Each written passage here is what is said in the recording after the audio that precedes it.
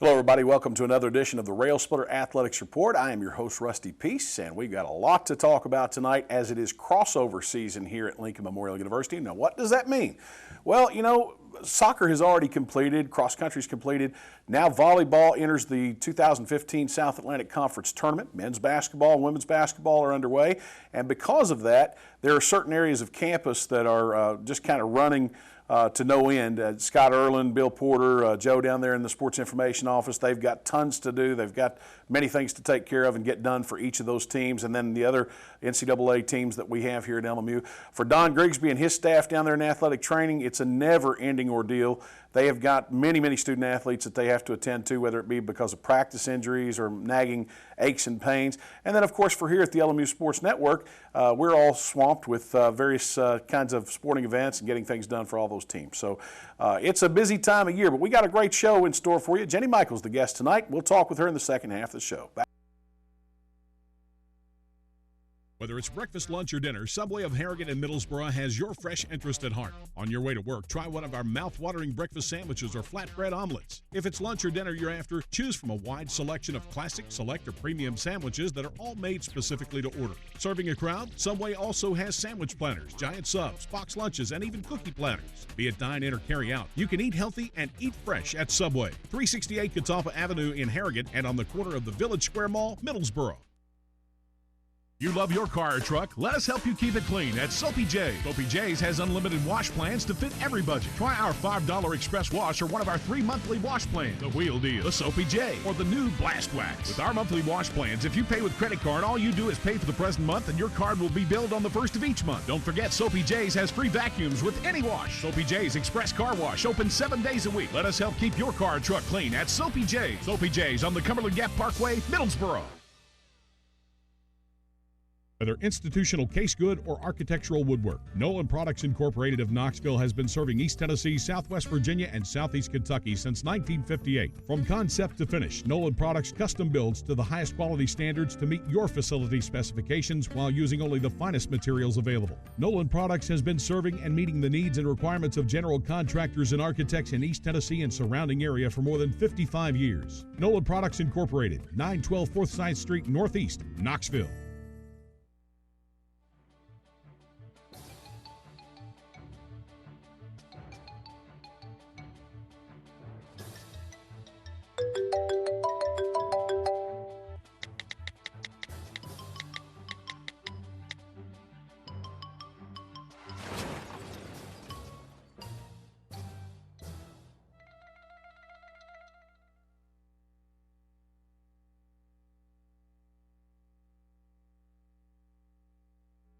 Welcome back to the show. Last Friday evening, Josh Schertz and the Lincoln Memorial University men's basketball team got the 2015-16 season underway when they traveled to Bristol, Tennessee for this year's SAC Conference Carolinas Crossover Challenge.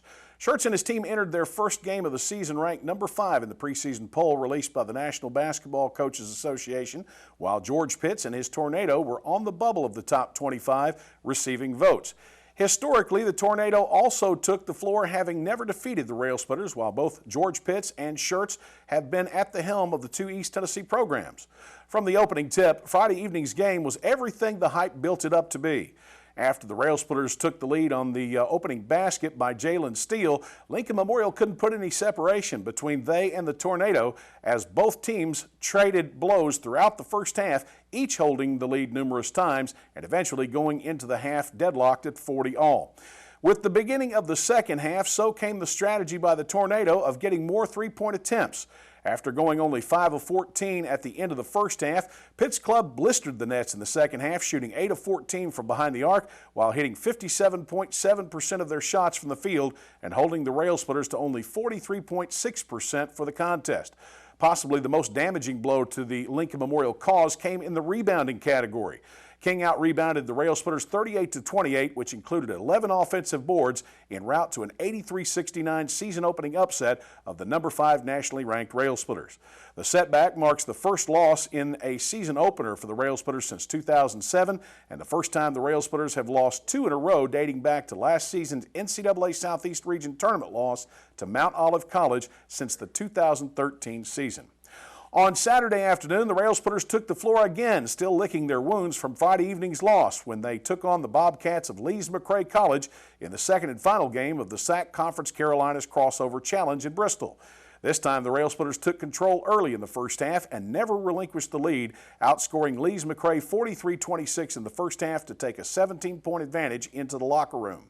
And despite playing to a 51-51 push in the second half, the Railsplitters were able to hold off the Bobcats' attack behind the outside shooting of junior guard Luquan Choice, who was 7 of 10 from the field, including 7 three-pointers and a total of 23 points. The hot hand of senior guard Jarrell Simmons, who finished with 17 points, and the high-flying inside play of sophomore center Emmanuel Terry, who chipped in 13, all at the rim. Senior guards Jalen Steele and also Curtis Webb each added 11. Curtis McMillian came off the bench to contribute 12 on the way to the 94-77 victory over the Bobcats. Following the weekend's play, and particularly the loss to the Tornado Friday evening, the Railsplitters have fallen to the number 16 position in the latest NCAA Division II media poll, which was released Tuesday afternoon, while the next NABC poll doesn't come out until next Tuesday. King's victory over the Railsplitters propelled Pitts and Company from outside looking in to the number 18 position in this week's media poll, while future Railsplitter opponent Bellarmine University in Louisville, Kentucky moves up 10 notches from the number 10 position and into the nation's top spot as the number 1 team. And tonight, the Railsplitters open home schedule here in the Tex Turner Arena when they play host to the Tigers of Hiwassee College. LMU has dominated the series since Josh Schertz took over the helm of the Lincoln Memorial program more than 7 years ago, winning all meetings during that period of time. The Tigers will enter tonight's meeting with the Railsplitters at 4-4 on the year and are trying to bounce back from Monday evening's 94-55 loss to the Mocs of the University of Tennessee Chattanooga. Tip-off for tonight's game is 7 p.m. in the Tex Turner Arena, and pregame coverage begins here on the LMU Sports Network at 6:40. Well, last weekend wasn't just opening weekend for the LMU men's basketball team. The Lady Railsplitters also tipped off the 15-16 season when they traveled to Greenwood, South Carolina for the annual SAC Peach Belt Conference Challenge. Now in their her second season at the helm of the LMU women's basketball program, head coach Crystal Evans and her team entered Friday evening's bout with the Bearcats of Lander University, looking to improve on last year's 15-16 overall finish. And while there were numerous rule changes for the women's game this year that both teams had to become familiar with, LMU and Lander went toe-to-toe in the first period, with the Bearcats clawing out a narrow 12-9 lead. The Lady Railsplitters came back in the second period to turn things around, and by the end of the half boasted a 28-20 lead going into the locker room. By the end of the third period, Lincoln Memorial added 2 more points to their margin to take a 45-35 advantage, but that's when the Bearcats mounted their comeback, outscoring Lincoln Memorial in the final stanza 23-11 and hitting a last-second shot to take a 58-56 come-from-behind win over LMU, dropping the Lady Railsplitters to 0-1 on the year. Senior point guard Brittany Guy led LMU in scoring with 11 points on 4 of 7 shooting from the field, while junior center Josie Harding carried the Lady Railsplitters on the boards in the loss with 17 rebounds. Saturday afternoon, the Lady Railsplitters took the floor again in search of their first win of the season when they took on the Pacers of the University of South Carolina Aiken in the final game of the SAC Peach Belt Conference Challenge. This time, LMU came out to a slow start, and it was the Pacers that took the upper hand by the end of the first period with a 17-10 lead. Evans and her Lady Railsplitters quickly made the adjustments in the second period, however, as Lincoln Memorial came out swinging and outscored USC Aiken 24-11 to take a 34-28 advantage at the intermission. After the half, the Pacers were able to close the gap on Lincoln Memorial by only 3 points, but in the final period, a 25-20 margin of scoring lifted USC Aiken into position to take a last-second shot, and for Evans and her squad, it must have felt like deja vu all over again when the Pacers hit a shot in the final seconds to lift them to a 2-point 68-66 win over Lincoln Memorial to give LMU a 0-2 start on the new season. This time, junior center Josie Harding led LMU in scoring with 22 points and 7 boards, while guards Sydney Anderson and Kiara Rawls 13 and 10 points respectively. Statistically, for the most part, LMU had a great game, hitting 51.1% of their shots from the field while knocking down an incredible 83% of their shots from behind the three-point line on 5 of 6 shooting and hitting 13 of 16 from the free throw line for 81.3%. However, as was the case in the game against Lander, turnovers were the identifiable cause of the loss. LMU coughed the ball up a combined 60 times during the weekend for an average of 30 turnovers per game. Wednesday evening, Evans and the Lady Railsplitters traveled over to Banner Elk, North Carolina to take on the Bobcats of Lees-McRae College. Coming off of back-to-back games in which they turned the ball over 36 and 24 times, LMU was able to reduce their number of turnovers, although only slightly, and led the Bobcats wire-to-wire behind the inside play of juniors Josie Harding and Megan Pittman, who accounted for 22 points and 21 rebounds. The duo's inside effort has been consistent over the first 3 games, but it was especially welcomed Wednesday evening as the Lady Railsplitters were held to just 16.7% from the perimeter, hitting only 2 of 12 three-point shots while shooting 13 of 22 from the free throw line for 59.1% and a mere 42.3% from the field. Still, Wednesday evening's effort helped the LMU women capture their first win of the year to improve to 1-2 overall, as they now have the rest of the week off to prepare for Tuesday evening's South Atlantic Conference opener against the Eagles of Carson-Newman University. The Eagles will be in action this weekend when they host Columbus State at 3 p.m. in Jefferson City. Tuesday night's game is set for a 6 p.m. tip-off on the LMU campus. And Monday afternoon, Lincoln Memorial University held a luncheon for several area donors and boosters of the university's athletics department, as well as local and regional media, to officially introduce recently hired athletics director Matt Green as the newest addition to the LMU athletics department.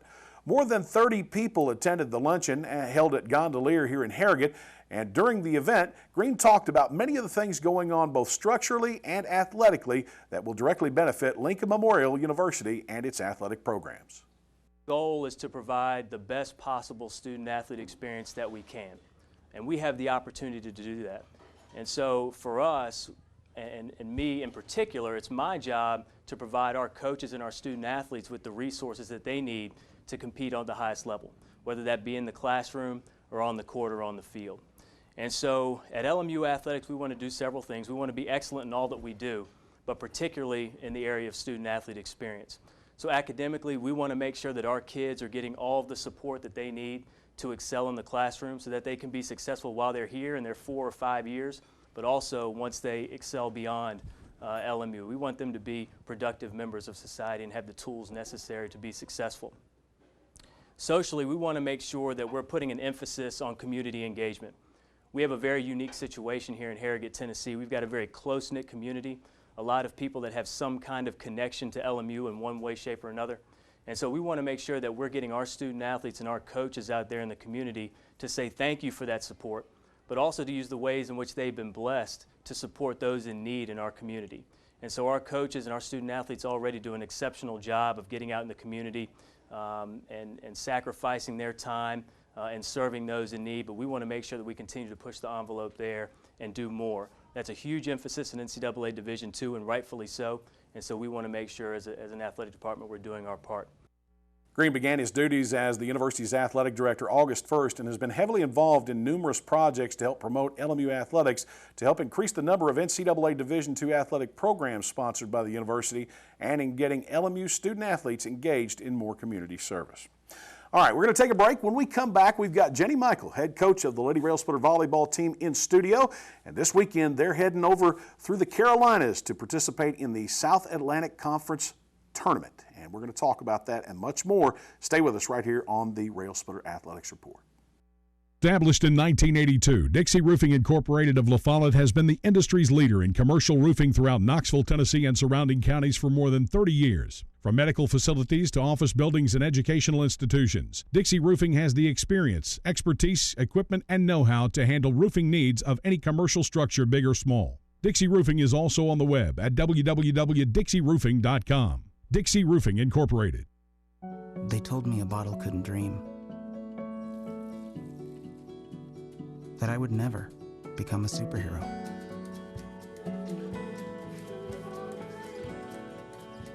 But I learned how to fly.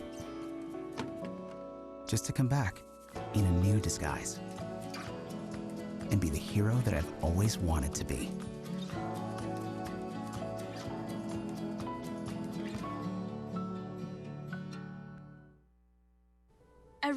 we go, he makes people laugh and makes people smile, and I feel like I have that quality. He's the one who always takes me fishing. I watch golf with him. And I watch him cook, because when I grow up, I want to be a cook too. We have the same faces like this. Dad is the one, when you fall, that picks you up. That unconditional sense of presence and reassurance is really what makes him my father.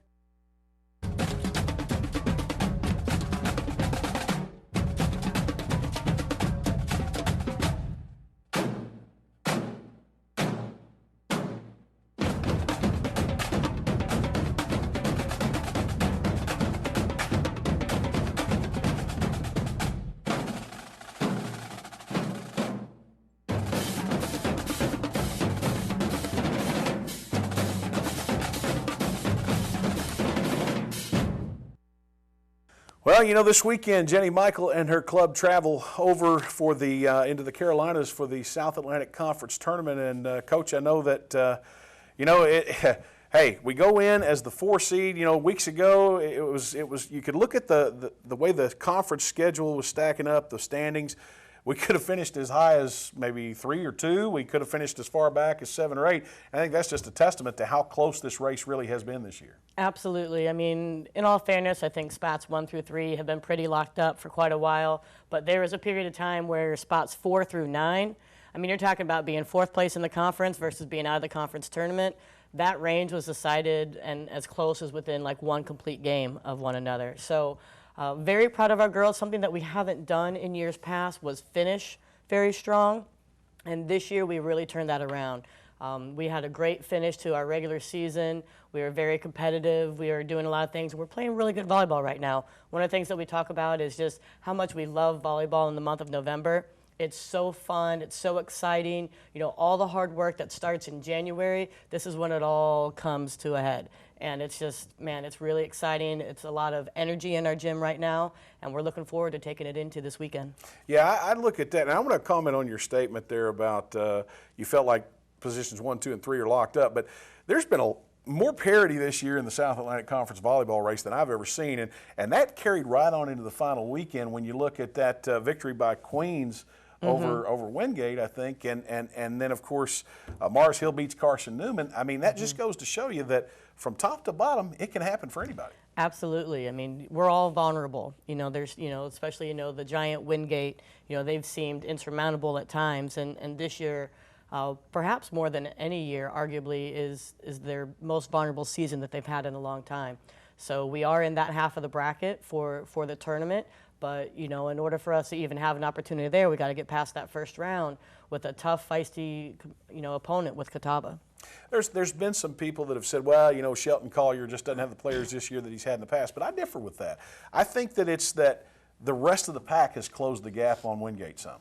Absolutely. You know, we've had new coaches, you know, enter the league, and they're bringing in new young energy. A lot of recruiting savvy, and you can just look at the talent that we have in the conference, and we're getting more and more higher-end athletes, you know, volleyball players with good IQ, and we're just getting after it. So I do agree, you know, while Wingate is still, you know, in that upper tier with some of the recruits that they're able to land, the rest of the conference is working very hard to catch up and at points surpass that as well. Let's go back to last Friday. You finished the regular season on the road. You went over to take on Tony Fontenelle on the lines of Mars Hill University on their home floor. It was a 3-0 win for you, and I know that you had to be happy with the way your team closed out the regular season. You know, anytime we go to Mars Hill and can get a win, we walk away and we are smiling. And for the fact that we were able to escape 3-0, if you look at the stat line, you're wondering, man, how in the heck did that happen? You know, to be honest, they really outplayed us. You know, their offense was working very well. They had a lot of kills. They had almost 20 more kills than we did. But one of the things that really kind of bit them that I know we've talked about all year for us is just the amount of errors that they had, the unforced errors, the easy points for their opponent. And we were fortunate to be on the receiving end. They had a lot of serving errors. They had several attacking errors, and we were just able to take advantage of that and conversely not make nearly as many mistakes as we have in the past on our end. So that was really good to see, again, escaping that place. We've typically not played well in that gym. So to be able to come away with a victory, we took it and ran real quick out of town. Well, you've had also 3 ladies that have, each time they've taken the floor for the last 2 or 3 matches, could potentially be playing their last match. And now they're in that situation. I'm talking about your 3 seniors, and clearly, now it could be a one-and-done type situation if you don't get it taken care of. Absolutely. This class we talked about before was my first true full recruiting class that we had. Having an opportunity to start watching them and tracking them from their junior years, and really going through the process of getting to know their families and them even more so as people. So definitely the fact that this is their senior year, it's kind of, we talk about it every once in a while. It's like, man, can you believe that it's like here already? And they're like, no, Coach, we're not ready to talk about it. So, they know they've got a lot of emotion, they got a lot of heart. And, we haven't necessarily accomplished every goal that we were looking forward to have for them out of a group. But, we talked about this year even more so. It's not just about the end result, it's about the journey on our way to get there. And there's one thing that I can say with 100% confidence is that they've had a really fun time while they've been here. They're going to have a great education leaving here. And there's no doubt that they've left their mark on our program and for the future to come, setting themselves as good examples, role models on and off the court. Well, without a doubt, a solid finish for your team. They finished the regular season at 15-13. They take the 4 seed in the upcoming SAC tournament. You're going to square off against Catawba, and I felt like last week, going into that final weekend of play, that if things unfolded the way I kind of thought they would, that regardless, you were going to wind up facing off against the same opponent, whether you took the 4 or 5 seed, and that's Catawba. So now, with the position you were in at the end of the regular season, I think you achieved possibly the best seed that you could get in that route to what we hope to be the championship. Right. So you're going to take on the 5 seed in the opening round. There you see the bracket.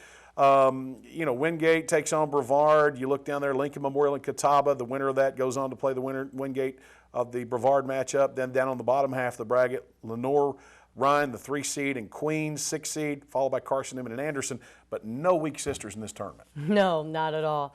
Every single team on that has had great wins, and they've had some, scratch your head kind of losses. So having a chance to take a look at the second time that we played Catawba here in our home gym, and this is a really interesting matchup for us. We went down there into Salisbury the first time and thought that we kind of let one slip away. Then when we played them, we'd actually just suffered a 5-set loss to Queens the night before. So wasn't really sure, how our team was going to come out and respond with a quick turnaround, a 2 p.m. first serve on a Saturday. But, we responded very well. We came out with a lot of energy. We were able to let go what happened on Friday night. And, man, we played hard. We played well, and I believe we knocked them off 3-0. So coming into this conference tournament, coming in 1-1, this is our 3rd meeting of the season, it's anybody's game. They're going to be hungry. We're going to be hungry. We're all fighting for the same thing, knowing that whoever doesn't come out victorious, it's going to be the end of their season. Regardless of who you face off against in this tournament, whether it be Catawba or Wingate or Brevard or whoever you have to play to get to the championship, what do you see as the way your team was playing at the end of the regular season will be essential for them to move on in each round? I mean, the things that they have got to do and got to do well and improve upon that maybe they weren't doing so well, or improve upon if they were doing well at the end of the season. Something that we've talked about, and it holds true pretty much for everybody with our sport, is the ability to control the first ball contact, especially in serve receive, putting up a good ball so that Abby can run a good offense. Because one of the things that makes us so dangerous is when we're able to spread our offense and have 3 options across the front. That makes it very tough for the other team. One of the things that Catawba does very well, I think, is getting a big block. Their middles are very athletic. They get there and close. So if we don't have good first ball contact, then our offense will be very predictable. If we're predictable, it's going to be way too easy for them to guarantee that they get a good solid double block on us, and then we'll be in a kind of a survival mode. We might just have to get the ball over and in and live to fight another day. But if we're able to have good first ball contact, then it'll be exciting to see our offense go up against them. Well, we want to wish you the best of luck. I think action gets underway Friday or Saturday? Friday is the first day. It's the first round. First match, I believe, tips off at 12 o'clock. There you go again. The times, LMU and Catawba actually, is that a 2:30 start right there? We will, yes. We will play at 2:30. So 2:30 second match. I don't know if there's going to be streaming video, but I can say that you'll probably be able to check that out on live statistics, if not streaming video. I'm told there will be. So check that out down there as LMU takes on Catawba. That's game 2, 2:30, the opening game of the tournament between Wingate and Brevard. That's the 1 versus 8 and 4 versus 5 in the second game. Coach, good luck. We hope that you make a deep run into the SAC tournament and get your way back into the NCAA tournament. We're going to try being the best version of ourselves every time we get out there. Coach, good luck. Thank you. All right, we're going to take a time out. When we come back, we'll close out the show. Stay with us.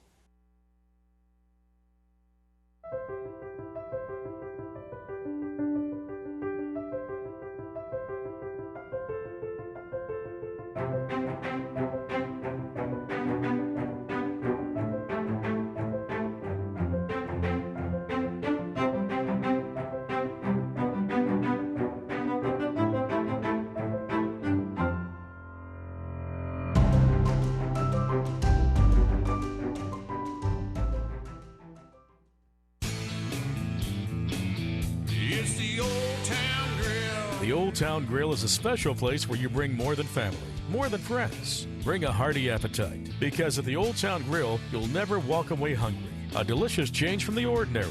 The perfect place to bring the entire family. The best food and plenty of it. Join the fun and treat your appetite to something special. It's the OTG. The OTG is the place to be.